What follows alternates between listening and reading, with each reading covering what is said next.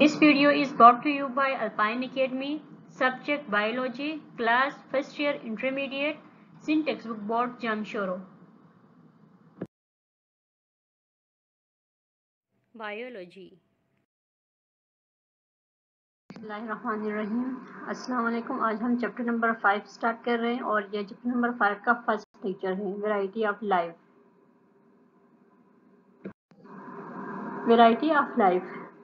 There are varied kinds of life ranging from virus to mostly highly evolved and complex life in the form of humans. अगर हम अपने इर्द गिर्द जो है वो लाइफ की अक़साम को देखते हैं तो हम देखते हैं कि वायरस से लेके यानी एक इतना छोटा जो माइक्रो ऑर्गेनिज्म होता है जो कि लिविंग कंसिडर भी किया जाता है और नॉन लिविंग भी कंसिडर किया जाता है, क्योंकि इसकी फीचर्स, इसकी खसूसियात ऐसी है कि इनको नॉन लिविंग और लिविंग जो लाइन होती है दोनों में इसको कंसिडर किया जाता है। उससे लेके एक कॉम्प्लेक्स जो बॉडी होती है, कॉम्प्लेक्स लाइफ होती है, जैसे कि इसकी एग्जांपल हम ह्यूमन को ले सकते हैं, वहाँ तक देखते हैं। एक वायरस से लेके कॉम्प्लेक्स बॉडी तक हम देखते हैं तो यहाँ पे जो है वैरायटीज पाई जाती है डिफरेंट लाइफ की। There are unicellular organisms with or without cell wall and with or without chlorophyll. तो यहाँ पे हम देखते हैं कि जो मुख्तलिफ जो यूनिसेलर ऑर्गेनिजम्स होते हैं, कुछ में यूनिसेलर और मल्टीसेलर भी होते हैं, कुछ में सेल वॉल नहीं पाया जाता, कुछ में सेल वॉल पाया जाता है, कुछ में क्लोरोफिल नहीं पाया जाता, कुछ में क्लोरोफिल पाया जाता है। हम एग्जांपल ले सकते हैं कि जो कुछ ऑर्गेनिज्म जिनमें सेल वॉल पाया जाता है वो प्लांट्स होते हैं और जिनमें सेल वॉल नहीं होता वो एनिमल्स होते हैं। इसी तरह क्लोरोफिल भी एनिमल्स में नहीं पाया जाता जबकि प्लांट्स में पाया जाता है। तो इन्हीं खसूसियात की बिना पर इनकी जो लाइफ है, इनका जो लाइफ स्टाइल है वो ऑर्गेनिजम्स का डिफरेंट होता है। Classification. It is also called taxonomy, may be defined as techniques of describing, naming and classifying living organisms on the basis of similarities and dissimilarities. ये क्लासिफिकेशन को हम टेक्सोनमी भी कह सकते हैं। इसका दूसरा नाम टेक्सोनमी है क्योंकि इसमें हम किसी भी जो ऑर्गेनिज्म है, लिविंग ऑर्गेनिज्म है, उसको उसके डिफरेंट फीचर्स की बुनियाद पर, डिफरेंट खसूसियात की बुनियाद पर, चाहे वो उनमें सिमिलरिटीज़ पाई जाएँ या डिससिमिलरिटीज़ पाई जाएँ, चाहे मुशाबहत पाई जाए, चाहे उनमें मुशाबहत नहीं हो, उनका फंक्शन सेम हो या फिर उनका फंक्शन एक दूसरे से डिफरेंट हो, उनका स्ट्रक्चर सेम हो या फिर डिफरेंट हो, इन तमाम बेसिस पे जो है हम किसी भी लिविंग ऑर्गेनिज्म को डिस्क्राइब करते हैं, उसको नाम देते हैं और उसको क्लासिफाई करते हैं। इन्हीं सिमिलरिटीज़ और डिससिमिलरिटीज़ की बुनियाद पर इन तमाम के स्टडी को कहते हैं टेक्सोनमी या फिर इसी को क्लासिफिकेशन कहते हैं। Needs and bases of biological classification. अब ये जो बायोलॉजिकल क्लासिफिकेशन है इनकी हमें ज़रूरत ही क्यों पेश आई? Early in human history, it was found useful to know in advance which plants were poisonous, which animals were dangerous, which were good to hunt for food, and so on. तो अगर हम human history में अगर हम देखते हैं तो ये बात जो है वो ज़्यादा फ़ायदेमंद साबित होती है कि इस बात का हमें इल्म हो कि कौन सा प्लांट हमारे लिए पॉइजनस है, कौन से प्लांट को या फिर कौन से एनिमल को हम एज अ फूड इस्तेमाल कर सकते हैं, कौन से एनिमल जो है वो हमारे लिए डेंजरस हैं। तो इनकी स्टडी के लिए या इनकी जो खसूसियात हैं इनको मालूम करने के लिए क्लासिफिकेशन जो है वो उसकी ज़रूरत पड़ी। इसीलिए और इनके स्टडी को आसानी करने के लिए, यानी इनको स्टडी को आसानी से इन पे स्टडी करने के लिए डिफरेंट जो लिविंग ऑर्गेनिजम्स हैं, चाहे वो प्लांट हो या फिर एनिमल हो, उनको इजीली स्टडी करने के लिए क्लासिफिकेशन की ज़रूरत पड़ी। It was soon noticed that all the living organism possesses certain consistent features or characters by which they could be identified and stored into recognizable distinct group. अब जो है इस तरह से नोटिस किया गया कि जितने भी जो लिविंग ऑर्गेनिज्म है उनमें कहीं ना कहीं कोई ना कोई खसूसियत पाई जाती है। वो फीचर या फिर वो करेक्टर जो है, वो खसूसियत जो है इनमें पाई जाती हैं जिनकी बिना पर जो डिफरेंट ऑर्गेनिजम्स होते हैं वो एक दूसरे से मुशाबहत भी रखते हैं, और कुछ कैरेक्टर्स ऐसे होते हैं जिनकी वजह से ये ऑर्गेनिज्म जो है वो एक दूसरे से मुख्तलिफ भी दिखते हैं, चाहे वो फंक्शन के लिहाज से हो या फिर वो स्ट्रक्चर के लिहाज से हो। The organisms can be identified or stored into different groups on the basis of character dispositions. Now the question arises, what is an taxonomic character? तो अब हमने ये तो कह दिया है कि जो करेक्टर के बेस पर जो है ऑर्गेनिजम्स को डिफरेंट ग्रुप्स में इनको रखा जाता है, या करेक्टर की बेस पर इनको आइडेंटिफाई किया जाता है या इनको नाम दिया जाता है। तो यहाँ पे सवाल ये पैदा होता है कि करेक्टर है क्या चीज़। A character can be defined as any attribute or descriptive phrase uh, referring to form, structure, or behavior of a specific organism for a particular purpose. Thus, character is anything or any feature whose expression can be measured or otherwise assessed. अच्छा, तो character जो है अगर हम इसकी proper definition करते हैं तो ये किसी भी लिविंग ऑर्गेनिज्म में जो है उसकी बॉडी में उसका कोई स्ट्रक्चर या फिर उसका कोई बिहेवियर या फिर उस स्ट्रक्चर के होने की कोई ख़ास वजह या फिर उस स्ट्रक्चर के होने की कोई खुसूसियत जो है वो, और उसकी जो एक्सप्रेशंस होती हैं, यानी वो किस तरह से उस स्ट्रक्चर को जो है अपने काम में ले रहा है, और उसकी जो एक्सप्रेशंस होती हैं उसको हम या तो मेजर कर सकते हैं या हम उसको असिस्ट कर सकते हैं। इन तमाम खुसूसियात को करेक्टर कहा जाता है। अगर हम इजीली करेक्टर को देखते हैं तो करेक्टर जो है वो ऐसे फीचर्स होते हैं जिनको हम इजीली ऑब्जर्व कर सकते हैं। करेक्टर को अगर हम एक शॉर्ट लाइन में अगर हम उसको डिफाइन करें तो यही कर सकते हैं कि करेक्टर जो है वो ऐसे फीचर्स होते हैं विच कैन इजीली ऑब्जर्व, जिनको हम आसानी से ऑब्जर्व कर सकते हैं। Alpine Academy provides online tuition for all subjects of class 9th, Matric, First Year and Inter. Please contact us on this WhatsApp number.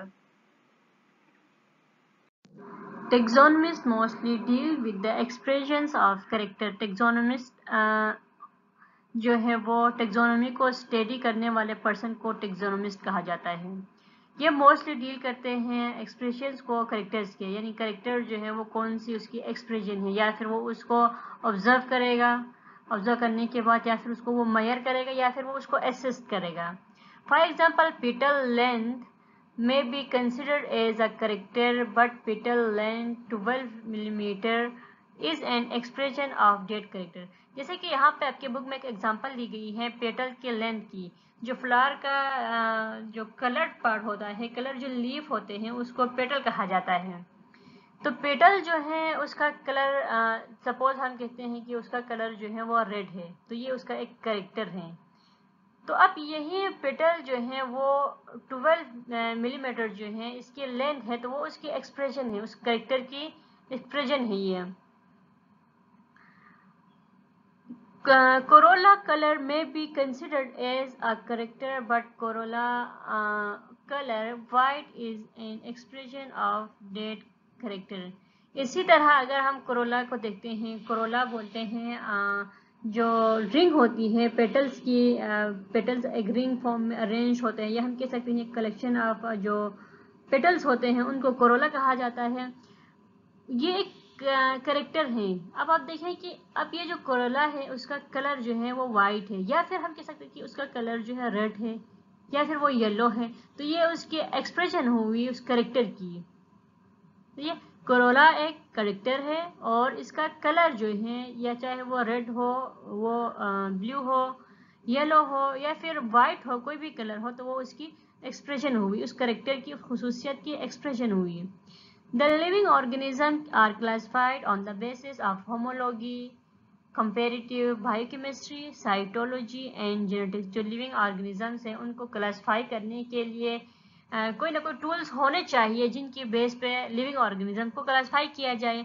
तो अब लिविंग ऑर्गेनिजम्स को क्लासीफाई करने के लिए टेक्सोनोमिस्ट जो टूल्स को अप्लाई करते हैं, इनमें सबसे पहले होमोलॉजी है, इसके बाद कंपेरेटिव बायोकेमिस्ट्री और साइटोलॉजी, और इसके बाद जो है जेनेटिक्स में। अब हम आगे जाके डिटेल में पढ़ेंगे कि ये होमोलॉजी, कंपैरेटिव बायोकेमिस्ट्री, साइटोलॉजी या फिर जेनेटिक्स जो है वो इनके बेसिस पे किस तरह से टेक्सोनोमिस्ट जो है वो लिविंग ऑर्गेनिजम्स को फर्दर क्लासिफाई करते हैं।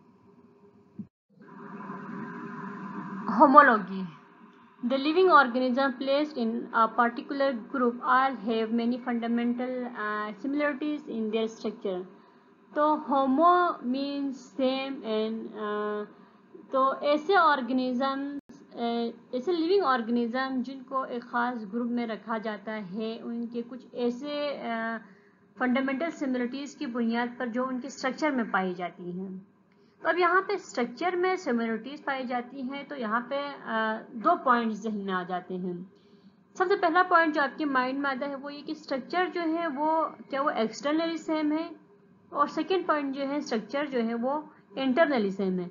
तो इंटरनल जो है स्ट्रक्चर उनका डिज़ाइन जो है वो सेम होता है, ज़रूरी नहीं है कि उनका जो आउटर स्ट्रक्चर है वो सेम हो।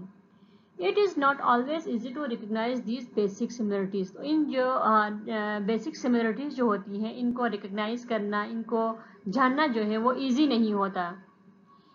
At first sight, the flipper of a wheel is used for swimming, the wing of a bird for flight, forelimb of cat for walking, and the arm of man for grasping do not seem to have much in common. Yet if one examines their internal structure, the bones and muscles, it can be seen that these are very much alike. The flipper, wings, forelimb and arms are all built on the same pattern. तो आप देखिए कि आप इस diagram में भी देखें, साथ साथ ये पॉइंट जो है आपको डायग्राम के साथ साथ ज़्यादा अच्छी तरह समझ में आ जाएगा। ये आपके बुक का जो पेज नंबर 80 है वहाँ पे डायग्राम मौजूद है, फिगर 5.1। इसमें दिखाया गया है जो सबसे पहले दिखाया गया है ये जो बोन है, ये जो ह्यूमन का ये जो हैंड है, ये आर्म है, ये दिखाया गया है। ह्यूमन आर्म जो है वो आप देखें इसको। और जो सेकेंड है वो कैट है, सही है, कैट का है। थर्ड जो है वो आप देखें कि ये व्हील का फ्लिपर है, जबकि ये जो फोर्थ जो है वो बेट का विंग यहाँ पे दिखाया गया है। तो आप देख सकते हैं कि ये जो मेन है इसका स्ट्रक्चर जो है वो कैट के स्ट्रक्चर से सिमिलर है। इसी तरह व्हील का जो फ्लिपर का स्ट्रक्चर है या फिर जो बेट का स्ट्रक्चर है विंग का, इनमें सिमिलरिटीज पाई जाती हैं। उसके बाद जो सेकेंड बोन है यहाँ पे आप देखिए, यहाँ पे एक वाइट कलर का बोन है और फिर उसके साथ एक ब्लैक कलर का बोन है। सेम इसी तरह जो मेन के आर्म में है, इसी तरह कैट के फोर लिम्ब में भी है और व्हेल के फ्लिपर में भी है, जबकि बेट के विंग में भी है ये। तो आप जो इसके बाद जो स्ट्रक्चर आता है इनका, या फिर जो बोन है वो देखिए आप, इनका फिर सेम है सबका, जो वाइट कलर का नज़र आ रहा है। छोटे छोटे जो डिस्टिंक्शंस इनमें या फिर छोटे छोटे जो पार्टीशंस की तरह यहाँ पे नज़र आ रहा है, ये बोन्स है। देखिए आप सब में ये कैट, मेन, व्हील और बेट सबका जो डायग्राम यहाँ पे दिखाया गया है, इनके आर्म का, फोर लिम्ब का और व्हील के फ्लिपर का और बेट के विंग का, सब में सेम है। उसके बाद जो है इनमें जो फिंगर लाइक प्रोजेक्शंस हैं वो देखें, ह्यूमन में भी फिंगर्स जो है वो उनकी प्रोजेक्शंस हैं। उसके बाद कैट में भी देखें, व्हील में भी देखें और बेट में भी। ये नहीं कह रहे हैं कि ये सब जो है एग्जैक्टली सेम होते हैं, यहाँ पे ये कहा गया कि इनमें सिमिलरिटीज पाई जाती हैं। तो फंक्शन के लिहाज से देखें तो ये एक दूसरे से बिल्कुल मुख्तलिफ हैं। अगर आप ह्यूमन आर्म को देखें तो इसका अपना अलग काम होता है, हमारे हाथ अलग काम करते हैं। और अगर आप कैट को देखें तो कैट जो है वो वॉकिंग के लिए या अपने फोर लिम्ब को इस्तेमाल करता है, या फिर अपने डिफेंस वगैरह के लिए या फिर पंजा मारने के लिए ये इस्तेमाल करता है। जबकि व्हील के अगर फ्लिपर को देखें तो ये स्विमिंग के लिए इस्तेमाल करता है। जबकि बेट के जो विंग्स होते हैं इसको वो फ्लाइंग के लिए, वो फ्लाइट के लिए इसको इस्तेमाल करता है। तो ऐसे ऑर्गन्स जो स्ट्रक्चरली सेम हो लेकिन फंक्शनली डिफरेंट है उनको होमोलोगस ऑर्गन भी कहा जाता है। During the course of evolution, each has been modified from the basic pattern to serve a particular and usually highly specialized function due to its adaptation to different environment और habitat. अब यह जो है हमने कहा कि जो डिफरेंट ऑर्गेनिजम्स हैं उनके जो कुछ ऑर्गन्स हैं या कुछ पार्ट्स जो हैं वो सिमिलर होते हैं. हमने कहा कि उनमें सिमिलरिटीज पाई जाती हैं. तो उनमें जो लिटिल बिट जो उनमें डिफ्रेंशिएट पाया जाता है या फिर वो एक दूसरे से डिफर करते हैं वो इसलिए करते हैं कि वो किस हैबिटेट में रहते हैं या फिर वो किस इन्वायरमेंट में रहते हैं. उसके हिसाब से उसमें चेंजिंग्स आ रही होती है. उस चेंजेस की वजह से वो एक दूसरे से मुख्तलिफ दिखाई देते हैं. The flipper wings, forelimb and arms are believed to resemble one another because they originated from the same structure in common ancestor and thus were once controlled by the same gene. तो यहाँ पे ये जो scientist हैं इनका कहना है कि जो फ्लिपर है व्हेल का और विंग्स जो हैं बेड के, फोर लिम्ब कैट का और आर्म जो है ह्यूमन की, ये सब इनका कहना है कि ये एक ही सेम स्ट्रक्चर से ये ओरिजिनेट हुए हैं, वहाँ से ये निकले हैं. और इनका कहना है कि इन सब के इंसेस्टर जो हैं वो इन सब के आबाव अजदाद जो हैं वो सेम हैं. और इनका ये भी कहना है कि एक ही जीन इनको जो सेम जीन है वो इनको कंट्रोल करता है. जीन जो है वो हेरिडिटी मटेरियल है. हमने पहले भी ये पढ़ चुके हैं कि जीन जो है वो कैसे फंक्शन अपना करता है, इसका काम क्या होता है और ये कहाँ पाया जाता है, ये हमने पहले ही डिटेल में पढ़ लिया. तो ये जो साइंटिस्ट का कहना है कि ये जो फ्लिपर, विंग्स, फोर लिम्ब और आर्म जिनके बारे में हमने अभी डिस्कस कर लिया, ये सब जो है सेम स्ट्रक्चर से ओरिजिनेट हुए हैं और इन सब के इंसेस्टर जो हैं वो कॉमन हैं और इनको जो है वो सेम जीन जो है इनको कंट्रोल करता है. Structures that are similar because of their common origin but may differ functionally are said to be homologous. ये बात हमने पहले ही डिस्कस कर ली. ऐसे स्ट्रक्चर जो स्ट्रक्चर के बेस पे जो है या उनकी जो बनावट है वो सिमिलर होती है लेकिन उनका जो फंक्शन होता है वो एक दूसरे से डिफरेंट होता है, तो ऐसे ऑर्गन्स को कहते हैं होमोलोगस ऑर्गन्स कहते हैं या ऐसे स्ट्रक्चर को होमोलोगस कहा जाता है. It is principally the homologous structure that one consider is grouping animals in classification scheme. अच्छा, ये जो होमोलोगस स्ट्रक्चर है ये एक ऐसा पॉइंट है जिसकी बुनियाद पर हम एनिमल्स को जो है एक उनकी क्लासिफिकेशन करते हैं. इस स्कीम की बुनियाद पर उसके जो होमोलोगस स्ट्रक्चर्स हैं उसकी बुनियाद पर क्लासिफिकेशन की जाती है. Nowadays, cellular structure, especially chromosomes number and type, are considered too.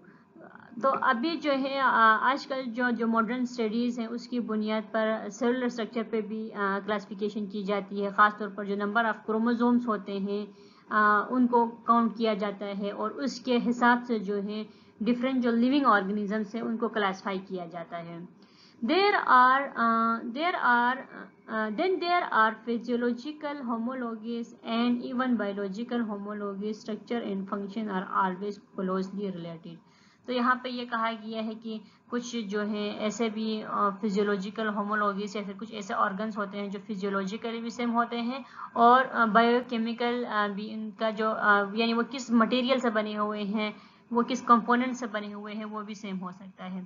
तो स्ट्रक्चर और फंक्शन जो है वो भी उनका तकरीबन सेम हो सकता है. बायोकेमिस्ट्री या फिर हम इसको कहते हैं chemical constitution. Sometimes it is impossible to classify organisms using morphological criteria, so on resource to comparing the chemical substances which they contain. Sometimes ऐसा होता है कि हम ऑर्गेनिजम्स को जो है उनको क्लासिफाई करने के लिए या उनको डिफरेंट ग्रुप में तकसीम करने के लिए हमारे पास जो बायोलॉजिकल जो होमोलॉजी हमने जो स्टडी किया था वो काफ़ी नहीं होता, यानी मॉर्फोलॉजिकल क्राइटेरिया उनका जो है वो काफ़ी नहीं होता. तो ऐसे ऑर्गेनिज्म को क्लासिफाई करने के लिए उनका जो केमिकल सब्सटेंसेस जिनसे वो बने हुए होते हैं उनको कंपेयर किया जाता है और उनकी बुनियाद पर जो है उसको क्लासिफाई किया जाता है.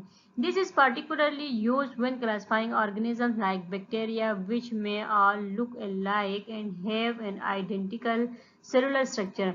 ये ख़ास तौर पर ऐसे ऑर्गेनिजम्स को जो माइक्रो ऑर्गेनिजम्स होते हैं, फॉर एग्जांपल बैक्टीरिया वगैरह जो दिखने में सारे सेम नज़र आते हैं, उनको क्लासिफाई करना बहुत मुश्किल हो जाता है। इसलिए उनको क्लासिफाई करने के लिए उनका जो सेलुलर स्ट्रक्चर है उसको स्टडी किया जाता है कि वो कौन से केमिकल सब्सटेंसेस से मिलकर बने हुए होते हैं, और इन्हीं केमिकल सब्सटेंसेस की कंपोजिशन की बुनियाद पर, उनकी कॉन्स्टिट्यूशन की बुनियाद पर उनको डिफरेंट ग्रुप्स में तकसीम किया जाता है। इस तरह से उनकी क्लासिफिकेशन की जाती है। Using techniques such as chromatography and electrophoresis, it is possible to compare the amino acid sequence in the protein of different organisms or the order of the base in their DNA. अब ये जो organisms हैं उनको कुछ ऐसी technique जैसे कि chromatography वगैरह या फिर इलेक्ट्रोफोरेसिस वगैरह जो हैं उनकी बुनियाद पर या उनको इस्तेमाल करते हुए अब देखा जाता है कि जो अमाइनो एसिड के सीक्वेंस जो हैं वो किस तरह से हैं। उनके सीक्वेंस की बुनियाद पर क्योंकि डिफरेंट ऑर्गेनिजम्स में हम देखते हैं कि जो प्रोटीन्स के जो सीक्वेंस होती हैं वो डिफरेंट होती हैं, तो उसी हिसाब से जो है उनको डिफरेंट ग्रुप्स में तकसीम किया जाता है, यानी उनके डीएनए के हिसाब से उनको डिफरेंट ग्रुप्स में तकसीम किया जाता है। हमने पहले ही डीएनए के स्ट्रक्चर को डिटेल में पढ़ लिया है। डीएनए जो है वो डबल हेलिकल स्ट्रक्चर होता है। उसके अंदर जो है डीएनए प्रोटीन्स वगैरह से बने हुए थे, और प्रोटीन का जो अपना एक स्पेसिफिक सीक्वेंस होता है, और इन्हीं सीक्वेंस की बुनियाद पर जो है ये प्रोटीन्स जो है वो डिफरेंट एक्सप्रेशंस वगैरह शो करते हैं। जैसे कि हम देखते हैं कि किसी का स्किन कलर जो है वो वाइट है, किसी का स्किन कलर जो है वो हम देखते हैं कि वो ब्लैक है। तो ये सब जो है ये प्रोटीन्स की सीक्वेंस जो है उनको एक्सप्रेशन देती हैं। उसी एक्सप्रेशन के हिसाब से हमारे कैरेक्टर्स या फिर हमारे एक्सप्रेशन जो है वो नुमाया होते हैं। This is useful not only in classifying organisms but is dispensable when trying to establish evolutionary relationship.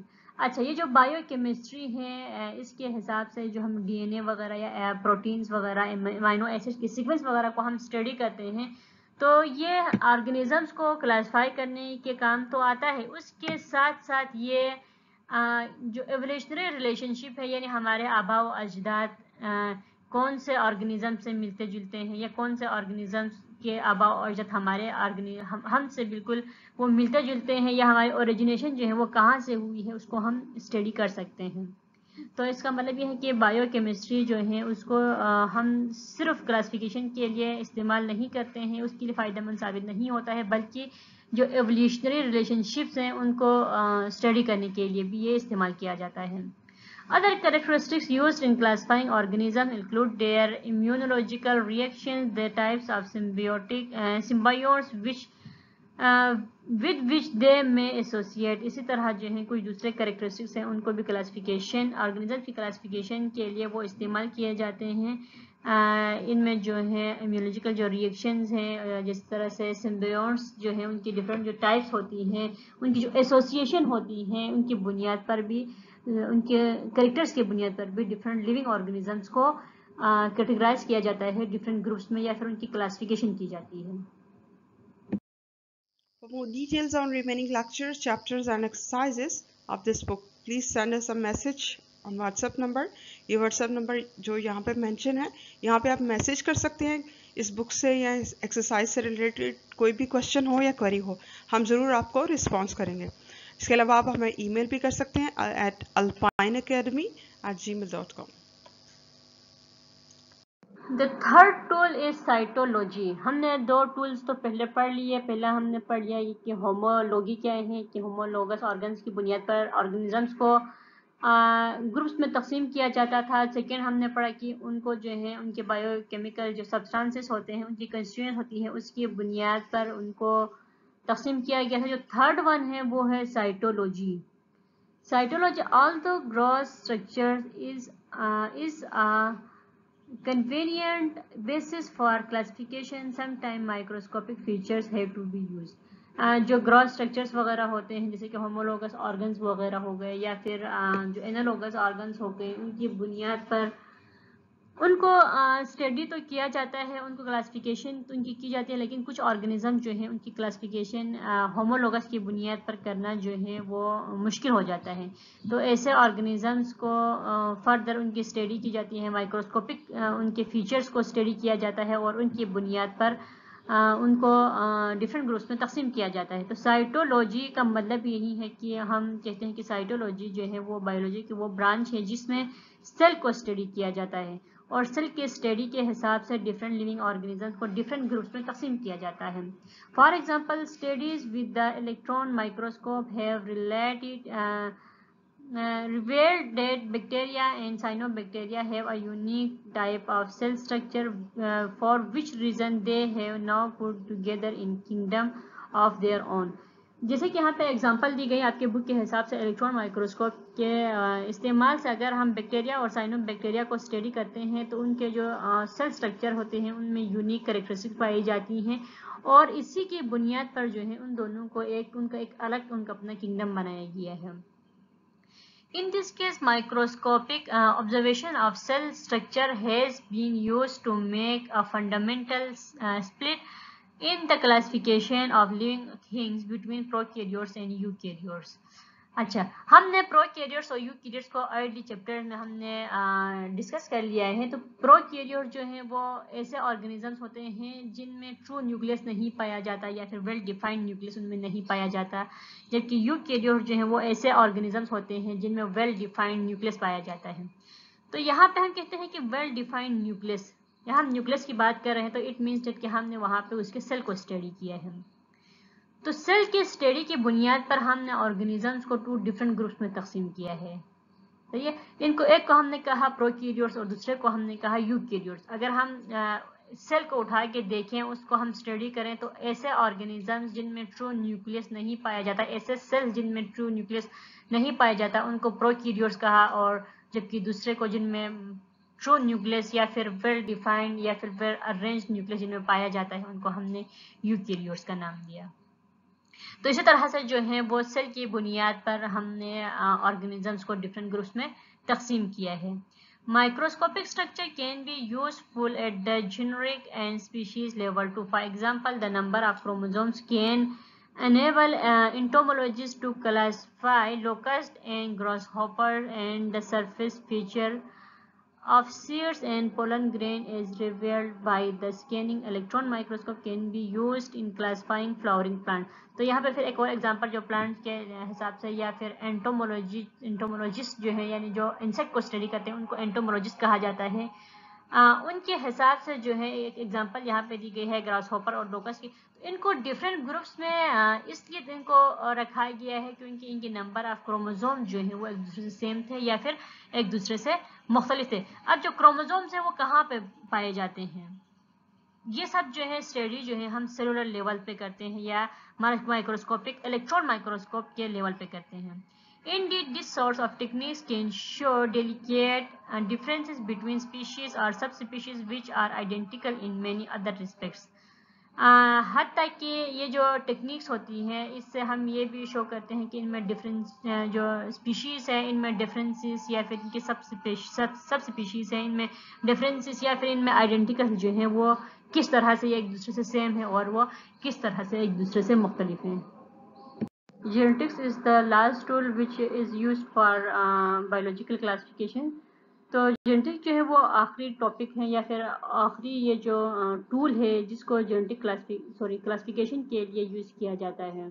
अगर होमोलोगस की बुनियाद पर या फिर साइटोलॉजी वगैरह की बुनियाद पर किसी भी लिविंग ऑर्गेनिज्म को क्लासिफाई नहीं किया जा सके तो जेनेटिक्स की बुनियाद पर उसको क्लासिफाई किया जाता है।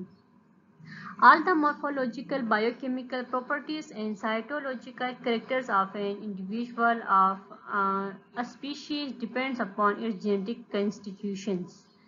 तो जितने भी मॉर्फोलॉजिकल बायोकेमिकल प्रॉपर्टीज या फिर साइटोलॉजिकल जो कैरेक्टर्स होती हैं सेल की बुनियाद पर जो उनकी जो कैरेक्टर्स होती हैं वो किसी भी इंडिविजुअल्स की जो है वो डिपेंड करती हैं उसकी जेनेटिक कंस्टिट्यूएंट की, यानी वो कौन से जीन्स पर मुश्तमिल है, उनके जीन्स में उनकी जीन्स की वजह से उनमें कौन सी एक्सप्रेशंस या फिर कौन से कैरेक्टर्स वहाँ पे पाए जाते हैं। Hence the main tool helping in classify organisms is genetic। तो ये जो है जेनेटिक जो है वो एक हेल्पिंग टूल है ऑर्गेनिजम्स को क्लासीफाई करने के लिए।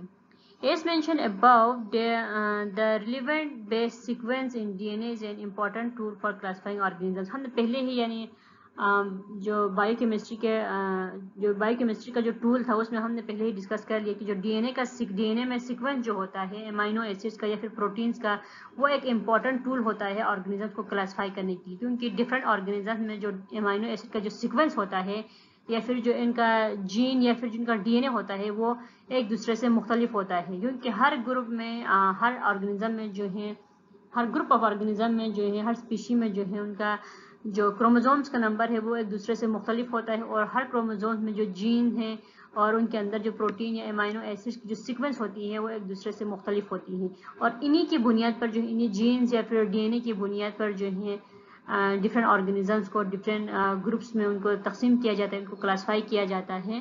तो ये एक हेल्पिंग टूल है, जेनेटिक्स जो एक हेल्पिंग टूल है ऑर्गेनिजम्स को क्लासीफाई करने के लिए। किसी भी किस्म के क्वेश्चन या क्वेरी के लिए हमसे आप कांटेक्ट कर सकते हैं व्हाट्सएप पे या हमें ईमेल कर सकते हैं। इसके अलावा प्लीज़ हमारे यूट्यूब के चैनल अल्पाइन एकेडमी को ज़रूर सब्सक्राइब करें। Thank you.